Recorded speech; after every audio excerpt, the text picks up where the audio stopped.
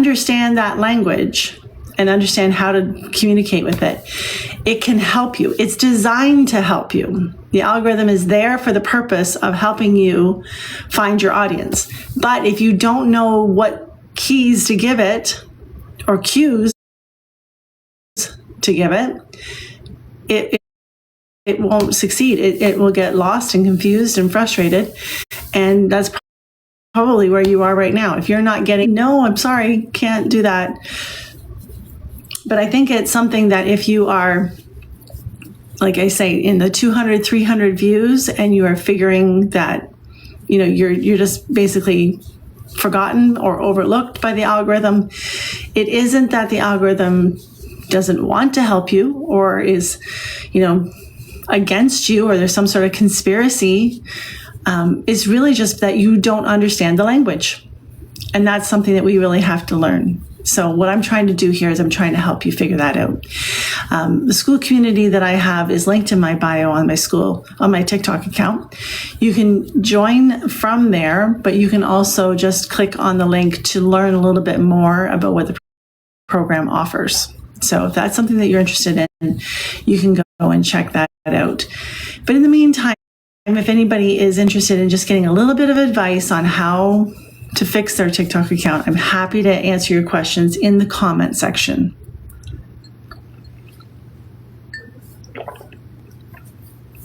I found, for me, I really was looking for somebody when I first started out. I needed somebody who was like me to help me. And what I wanted was somebody who just had a kind of just kind of pull me inside and go just ignore this stuff. This is what matters. And that's what I'm trying to do with my trainings, is I'm trying to just kind of show you what things matter and what's right. I'm trying to make sure that I get views on my video. So I want people to feel like what I'm talking about is important, that it has value. And when you only use content as your resource for information, you're going to get a skewed important step in growth. If you are, thinking, oh, well, that is great. It is available. However, I tried that, and the results are you don't know what you don't know. And if you watch a creator, or if you're following somebody, or you're spending time, thinking that, okay, this is how you have to do it, you could be missing a lot of information, and you don't know that. And that was, again, my experience. I spent 6 months studying content because I thought that was it. That was all you had to do, was understand how to make content. And so everything in content, hooks, calls to action, the keywords and the hashtags, all of that stuff that goes into editing a video. And I, like I say, by the end of 6 months, found that I had really good content and 0 views. Nothing, nobody was watching. And it's because I was missing another really, really big piece of information. So you have the views, but not the followers. Oh, sorry. No, sorry. You have views and followers, but not the sales. So if you're not making sales, then that comes down to what it is that you're saying.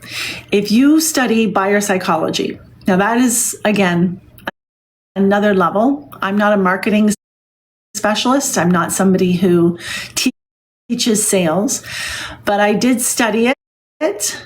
I took a course to learn how to speak in my video. Good morning, Tina.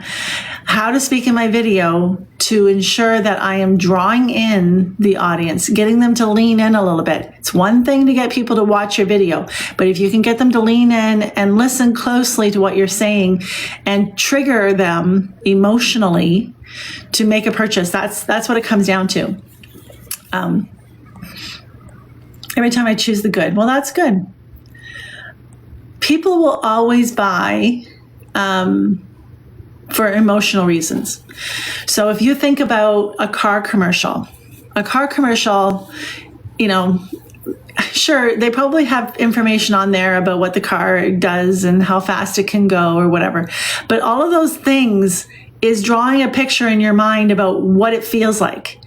What is it going to feel like to go from 0 to 100 in 3.2 seconds? What's it going to feel like to drive along the coast of California on a beautiful sunny day with the top down?